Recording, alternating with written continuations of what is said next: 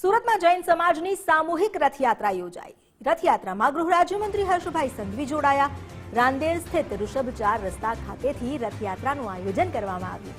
ગૃહ રાજ્યમંત્રીએ સામૂહિક રથયાત્રાને પ્રસ્થાન કરાવી ગુરુ ભગવંતોને પણ મળ્યા અને તેમના આશીર્વાદ લીધા।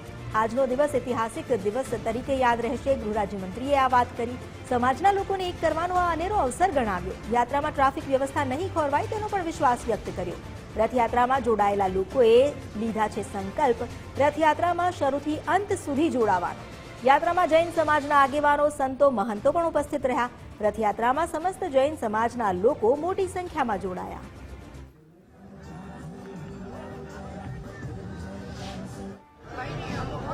સુરત શહેર માટે આજનો દિવસ એ ભવિષ્યમાં આપણે આ ઇતિહાસ તરીકે હંમેશા યાદ રહેશે।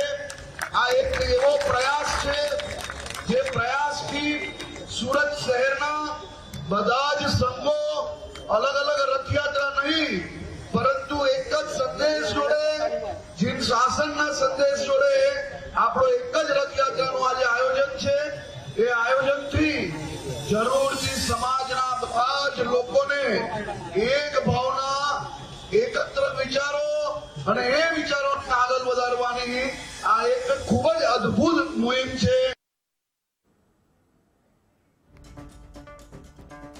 તો જીન શાસનને લઈને હર્ષ સંઘવીએ પણ વાત કરી અને અદ્ભુત અવસર ગણાવ્યો જે સમાજને એક કરી રહ્યો છે, લોકોને એક કરી રહ્યો છે।